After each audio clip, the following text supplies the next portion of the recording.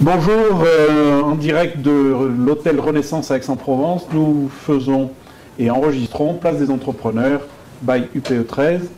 Cette émission est réalisée avec le concours de Cage et de Malakoff Humanis que nous remercions.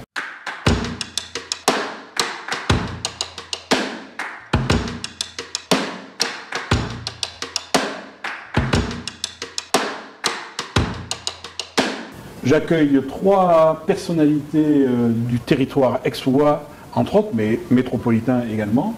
Agnès Hermeneux, avocate, qui présentera son cabinet dans quelques instants.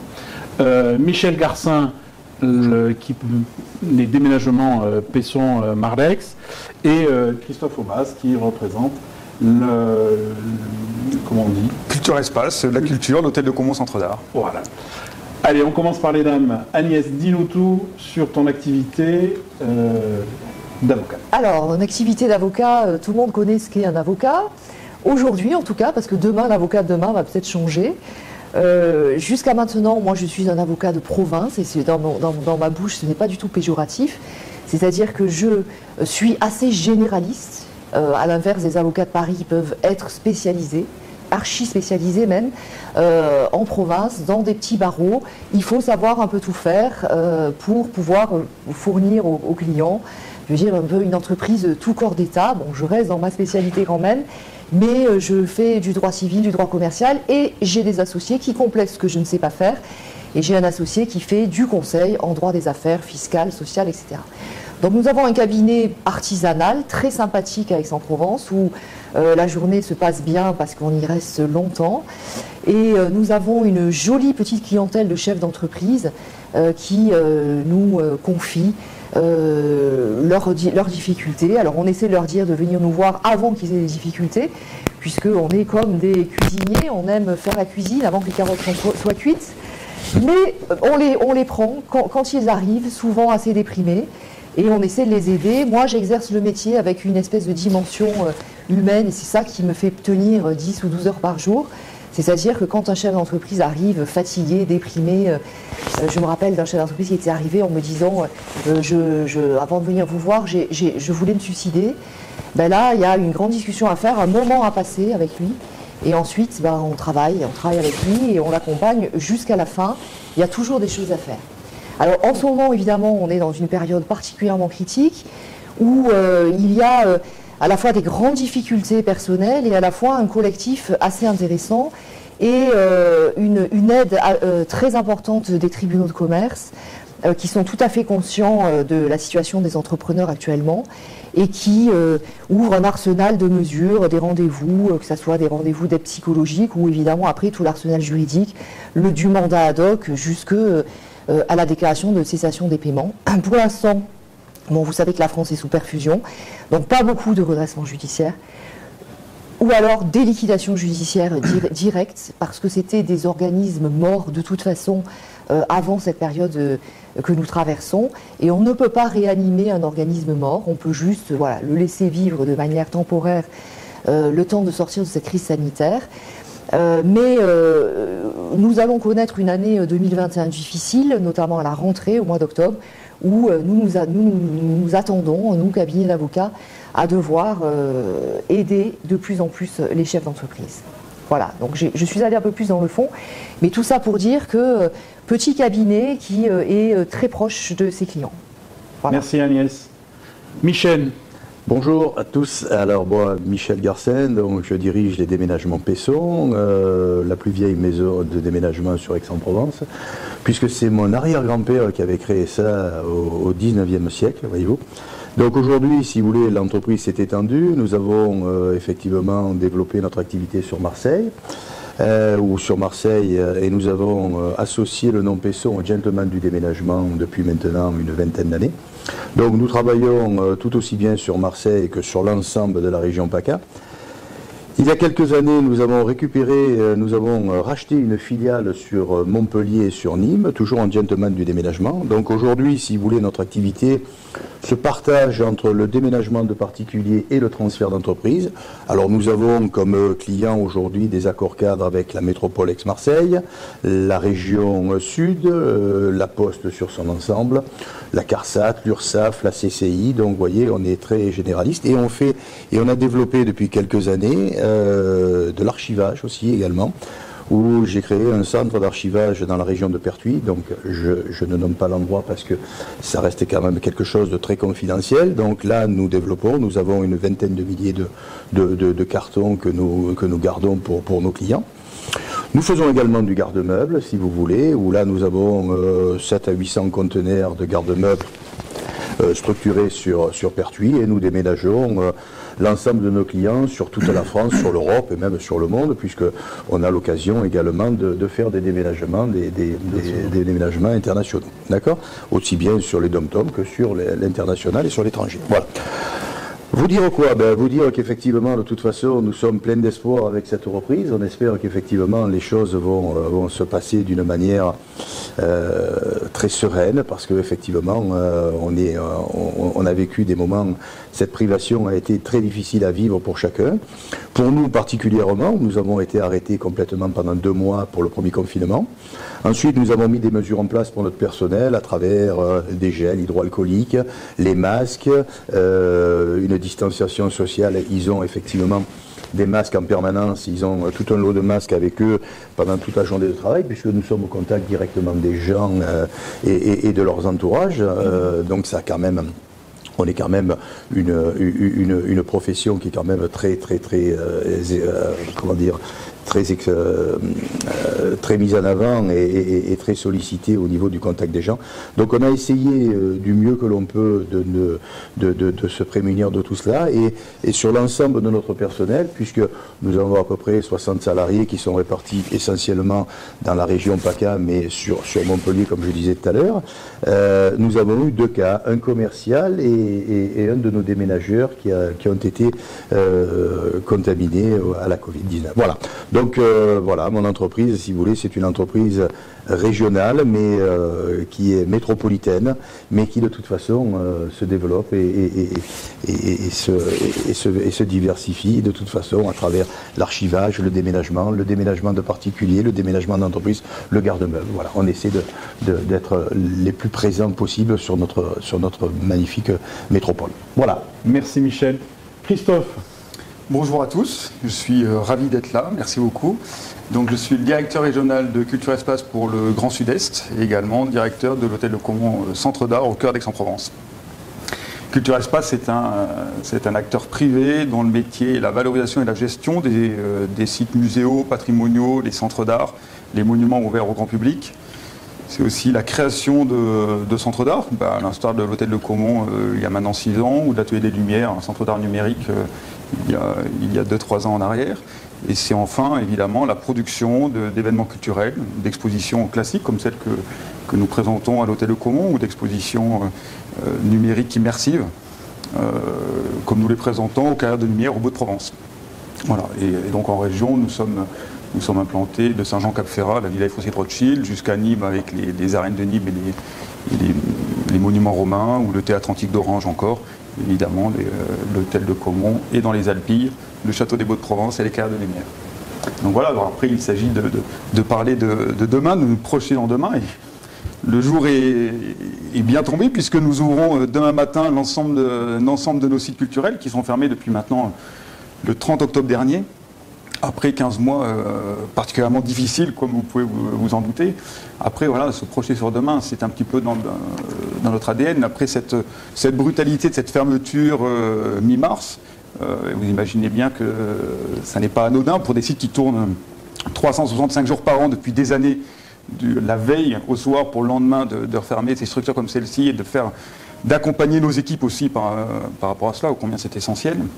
Mais très très rapidement, au bout d'une semaine, 10 jours, on était déjà en train de se projeter sur les réouvertures, nos capacités, les protocoles sanitaires à mettre en place, de façon à nous tenir prêts pour pouvoir réouvrir nos portes et tenir notre place de présenter cette offre culturelle ô combien essentielle, je crois que cette période que nous avons traversée l'a remis en exergue. Donc voilà, que retenir de cette période-là, évidemment, c'est ce besoin de réactivité, cette capacité d'adaptation, la volonté de se projeter sur le court, moyen et long terme, apporter une constance, une sérénité aux équipes dans cette phase pleine d'incertitude, puisqu'on avait très très peu de visibilité, donc il s'est agi d'arbitrer, de poser des décisions de court terme et de long terme pour être présent encore demain avec l'ouverture de nos sites. Et par rapport à cette période que nous venons de vivre, la fidélisation des médiateurs par rapport aux permanents, est-ce que c'est quelque chose sur lequel vous avez travaillé ou bien est-ce que c'est encore un peu trop tôt pour se projeter et dire, bon, voilà tous les médiateurs que nous avions, comment on les ramène à nous et qu'ils ne partent pas faire autre chose?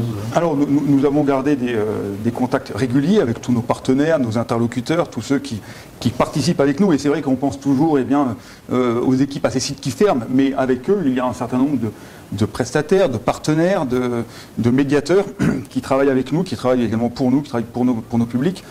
Donc il s'est agi, comme je l'expliquais, de garder cette mobilisation malgré les incertitudes. Souvenez-vous de l'automne où on nous annonçait une décision pour début décembre, et puis le 7 janvier, et puis une décision en février, et au final nous ouvrons nos portes demain. Ça a été un petit peu toute la complexité dans notre rôle de garder cette mobilisation, préparer l'avenir, et en posant des arbitrages pas toujours évidents. Je peux évoquer cette exposition des Trésors de Venise de la Fondation Cini qui devrait ouvrir ses portes début décembre. Et il a fallu le 2 ou le 3 novembre statuer, est-ce que nous produisions cette exposition, ou si nous ne la produisions pas, ça veut dire que si nous étions en mesure de réouvrir nos portes, que proposions-nous à nos visiteurs, à nos équipes au mois de janvier et février. Il se trouve que tout cela nous a donné raison de reporter d'1 an cette exposition-là, mais on a impliqué du coup les équipes comme on a pu sur d'autres projets de plus court terme, de façon à pouvoir répondre aux attentes de nos visiteurs dès que cela est possible.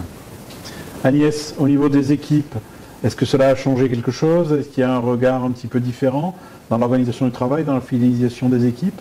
Qu'est-ce que le Covid ou la Covid a changé dans l'organisation du travail? Alors nous sommes aperçus que nous étions très mal armés sur le télétravail, parce que nous avions chez nous, dans nos domiciles personnels, des internets pas assez puissants. Donc nous avons eu un problème de mise en place du télétravail. Ensuite, nous avons eu une baisse brutale de chiffre d'affaires parce que les tribunaux ont fermé en mars dernier. L'activité judiciaire a vraiment repris en septembre. Donc il a fallu licencier. Donc dans les cabinets d'avocats, on a licencié. Maintenant, aujourd'hui, il y a un travail qui est pas forcément un travail rémunérateur, mais un travail qui vient de cette période sanitaire compliquée, qu'il faut absorber. Et donc nous cherchons un renfort de collaborateurs dans notre cabinet, et je sais que je ne suis pas la seule, avec aussi des problématiques de chiffre d'affaires, de savoir comment on va structurer tout ça. Mais en tout cas, il faut changer, il faut passer... il faut se projeter sur une reprise et sur une activité supérieure à celle qu'on a connue même avant la Covid. Avec une nouvelle façon de travailler, ou est-ce que tu Oui, mon associé, lui, reste de plus en plus chez lui 1 fois par semaine. D'accord. Donc ça a changé les mentalités. Après, le métier d'avocat, c'est un métier de papier. Donc même les jeunes avocats, ils ont besoin d'avoir des dossiers, des codes, des livres, des choses comme ça. Donc on est bien en équipe au cabinet, on est bien entre nous. Il y a ces discussions permanentes qu'on a difficilement au téléphone, même si on l'a fait, bien sûr. Ouais. Donc oui, une période de grande réflexion. D'accord. Michel, le télétravail dans le déménagement, c'est un peu compliqué. Le télétravail, effectivement, dans le déménagement, c'est quelque chose de compliqué. Par contre, on s'est aperçu, effectivement, pendant la première période de confinement, que malgré tout, on pouvait quand même avoir, effectivement, parce que nous, notre clientèle, c'est uniquement des appels ou des mails entrants. D'accord? Donc, si vous voulez, comment ça se passe? C'est que les gens nous contactent pour venir déménager à la fois des locaux ou leur domicile personnel. Donc, effectivement, pendant cette période-là, tout le monde était effectivement en chômage technique au niveau des déménageurs, bien évidemment, puisque de toute façon, on ne pouvait plus intervenir. Mais on s'est aperçu qu'effectivement, dans certaines situations, on pourrait effectivement télétravailler, au moins au niveau du personnel administratif, au niveau des assistantes commerciales. On a essayé effectivement aussi de faire ce que l'on appelle des visites à distance avec de la visio, etc. Mais bon, ça reste quand même quelque chose, à mon avis, de très délicat parce que de toute façon, si vous voulez, ça demande effectivement où on prend la main chez les clients à travers, parce que c'est toujours pareil, pendant cette période-là, il y a des gens qui mettent en place des technicités, des logiciels, etc., qui nous permettraient effectivement de venir et visionner, si vous voulez, l'appartement ou la maison d'une personne qui souhaite déménager. Mais par contre, il y a une chose, si vous voulez, dont personne ne tient compte, c'est les accès pour venir à cette maison. Donc si vous voulez, ça, il n'y a personne qui le filme. Donc vous voyez que c'est une énorme erreur, si vous voulez, que de ne se fier qu'à ça. Donc si vous voulez, au niveau du déplacement de nos commerciaux, c'était pas possible, parce qu'effectivement, il fallait vraiment que l'on ressente, si vous voulez, effectivement, l'ensemble des paramètres à tenir compte pour évaluer la charge de travail pour nos déménageurs. Ensuite, nos déménageurs, si vous voulez, ce qui s'est passé, c'est qu'avec le temps, je m'aperçois là aujourd'hui qu'on a, et paradoxalement, si vous voulez, on a beaucoup plus de demandes de la part de personnes qui veulent et qui nous demandent si nous avons des besoins au niveau du personnel. C'est-à-dire des gens qui se présentent beaucoup plus spontanément que par le passé pour venir nous proposer leurs services. Alors bon, forcément, si vous voulez, ce sont des gens qui n'ont aucune expérience dans le déménagement, etc. Donc c'est pas forcément la personne que l'on va recruter, mais ça prouve quand même quelque chose, c'est qu'à mon avis, si vous voulez, il y a des métiers qui aujourd'hui, si vous voulez, ont été délaissés par ces gens-là. Et ils se rapprochent, si vous voulez, d'un métier comme le nôtre, par exemple, pour venir effectivement, parce que il faut manger, donc effectivement, voilà. Donc c'est ça qui a changé, mais par contre, pour le reste, effectivement, l'ensemble de notre personnel est resté, on n'a pas eu de soucis à ce niveau-là. Et par contre, je trouve qu'il y a eu davantage de solidarité. J'ai trouvé qu'au niveau, essentiellement, alors je dirais vraiment au niveau du personnel administratif et financier, on a eu une forme de cohésion qui s'est manifestée, et les gens, il y a beaucoup plus de solidarité, etc. Donc j'ai trouvé que c'était différent. Il y avait une évolution des mentalités à ce niveau-là. Et en termes au niveau des gars, non, franchement, ils ont été très présents. Ils avaient hâte. Ils avaient vraiment hâte de travailler. Parce que si vous voulez, ce sont des gens qui ont l'habitude de beaucoup bouger. Hein. Je veux dire qu'un déménageur aujourd'hui, c'est pas forcément l'armoire à glace que vous pouvez imaginer pendant des années. J'ai vraiment toutes les spécificités dans mes équipes, et Didier peut en témoigner d'ailleurs. mais franchement, les garçons étaient vraiment impatients de reprendre et de travailler, et ça leur manquait vraiment. Voilà. Agnès, dans les équipes, donc j'ai compris qu'il y avait eu cette période de difficulté parce que les tribunaux étaient fermés. La problématique de recrutement est d'actualité aujourd'hui. Comment attirer des jeunes ou de nouveaux collaborateurs au sein des cabinets d'avocats, et plus particulièrement le tien? Dis-nous un petit peu. Alors, j'ai compris, pour avoir des enfants de la génération 25-30, qu'aujourd'hui, il ne faut pas raisonner comme nous raisonnions nous, c'est-à-dire que le jeune avocat ne veut plus de collaboration à l'ancienne, il trouve que c'est le pire du libéral et le pire du salariat. Ce qu'il veut, c'est pouvoir immédiatement développer sa clientèle. Donc je vais inventer à nouveau du système de collaboration. Alors déjà sur LinkedIn, j'ai posté une offre d'emploi où j'offre à des collaborateurs de la France entière de travailler en remote, puisque bon, aujourd'hui c'est possible. Donc on pourrait avoir un entretien ou deux par jour en visio, et puis on envoie les pièces du dossier, pourquoi pas, et en se voyant quand même une fois par mois à Paris, à Aix, ailleurs, à Lyon, n'importe. Donc ça, je suis obligée de m'y mettre. Pour moi, c'est une révolution, mais j'ai bien compris, puisque ça fait longtemps que je vois que les jeunes, dès qu'ils prêtent serment, le stage ayant été supprimé, s'installent.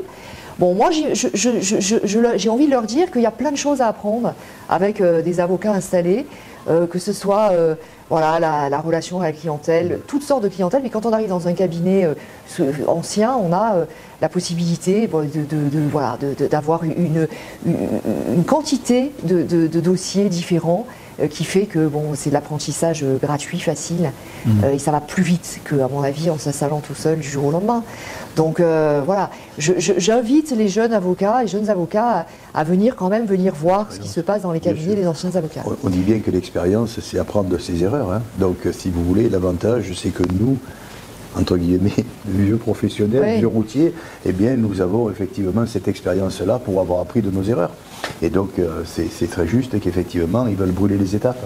Et on ne peut pas demain être aussi perspicace, aussi efficace. Il faut le temps. Il faut laisser le temps au temps, je pense. En fait, l'esprit juridique, je veux dire, c'est quelque chose qui se transmet. C'est presque quelque chose d'énergétique. Enfin, quand vous voyez quelqu'un travailler, parce que la matière, après, peu importe ce que vous fassiez, les jeunes, ils vont faire du droit des crypto-monnaies, par exemple. Ça a l'air très compliqué comme ça. Mais je veux dire, le jour où on va se retrouver devant une juridiction, on va faire du droit, tout simplement. Donc, il faudra appris, comment aborder un dossier, dans la forme, dans le fond, avec le client, etc. Donc ça, c'est des choses qui ne changent pas trop.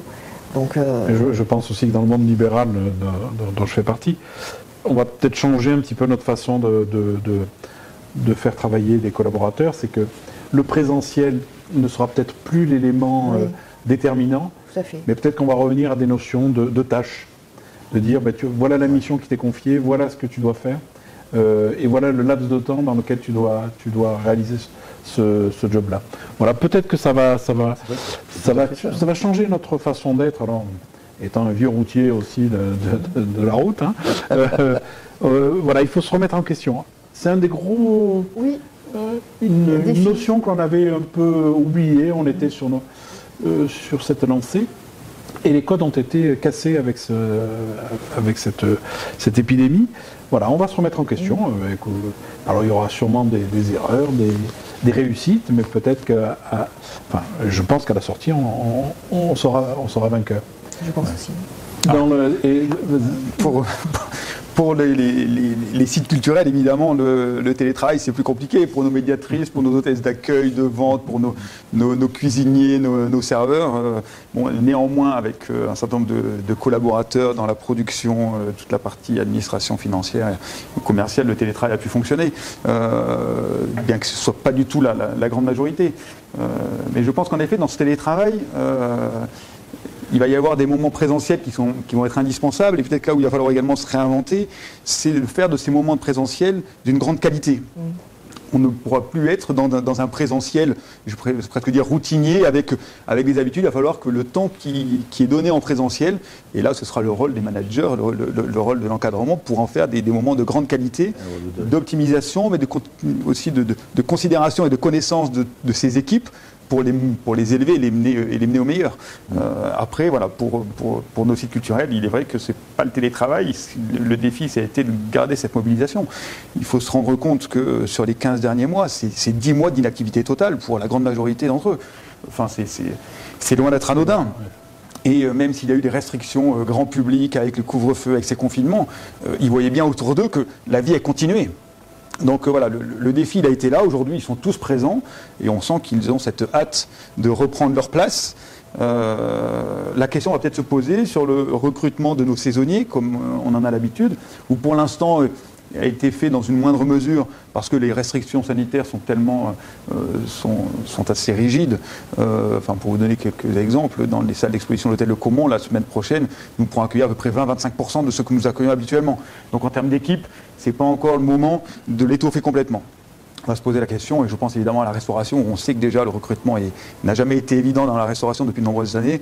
Comment cette année, on va réussir à étoffer nos équipes pour répondre aux besoins, sachant qu'un certain nombre d'entre eux aura fait aussi une nouvelle vie, aura découvert un nouveau rythme de vie et aura envie de se reprojeter sur autre chose. Particulièrement dans ces métiers-là où effectivement vous avez des contraintes d'horaire, vous finissez très tard le soir, vous travaillez les week-ends, etc. Et les gens, effectivement, je pense qu'il y en a une grande majorité. Sur notre équipe permanente, nous ne sommes pas touchés par cela et on est ravis de voir qu'ils sont restés très mobilisés et très attentifs de ces réouvertures pour reprendre leur place. Mais la question va se poser dans les toutes prochaines semaines quand quand il va s'agir d'étoffer nos équipes, et je pense voilà, vraiment à la restauration. Ouais. Bon, le temps passe très très vite. On va essayer de conclure, donc je vais vous demander à chacun un petit peu cette notion de positivisme sur les mois et les années à venir. Voilà, la parole est libre. Allez, Michel, on commence par toi. Positiver, parce qu'on espère effectivement, c'est retrouver une vie déjà, une vie sociale et une vie à peu près normale de toute façon, tout en tenant compte de toutes les risques qu'il ne faut pas faire prendre à tout le monde.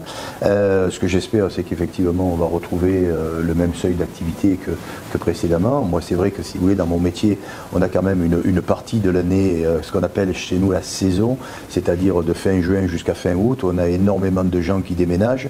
C'est ce qu'on appelle les mutations professionnelles. Ils profitent justement de la période de vacances scolaires, etc., de leurs enfants, pour pouvoir justement se déménager d'un point A à un point B. Aujourd'hui, là, de toute façon, on est un petit peu dans l'inconnu, mais moi, ce que j'espère, c'est que justement, de toute façon, on va retrouver à la fois cette efficacité, comme le disait Didier, où justement les gens, quand ils sont en télétravail et quand justement il y a ce présentiel, on est de plus en plus efficace. Mais je pense qu'à terme, si vous voulez, les gens vont avoir besoin justement de retrouver la même disponibilité d'avant. Et donc, je ne désespère pas que de toute façon l'activité reprenne. Et puis, ce qui c'est que, par expérience, si vous voulez, on a appris aujourd'hui de ce qui s'est passé après-guerre, etc., où justement il y a eu un regain d'activité, etc. Et donc moi je crois beaucoup en ça. Je me dis que justement après cette période que nous venons de traverser, qui est une période comme une période de guerre, et même pire encore, puisque de toute façon là il y avait plus rien, alors que voilà. Donc je me dis qu'il va y avoir un dynamisme et puis il va repartir. Et de toute façon voilà, j'espère en tous les cas et je le souhaite ardemment. Et j'y crois. Voilà. Merci Michel.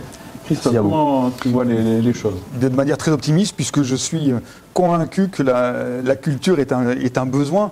Aujourd'hui, le grand public a besoin de cette authenticité, a besoin de beau, a besoin de découvrir, a besoin de rêver, a besoin de récréation, au vrai sens du terme, de recréation. Et cette transmission de notre patrimoine culturel d'hier et d'aujourd'hui en est un vecteur assuré. Donc, le rebond que nous avons connu l'été passé lors du déconfinement en juillet et en août montre que c'est un besoin, et tous les moyens de mise à disposition d'un contenu culturel à distance sur petit écran ne remplacera jamais ces expériences, cette émotion qu'on retrouve devant une toile, ou quand on est immergé dans une œuvre d'art, ou quand on découvre ces vieilles pierres dans des arènes, dans un château du Moyen-Âge. Et sur du très court terme, il est très simple d'assurer cette sécurité sanitaire à nos visiteurs.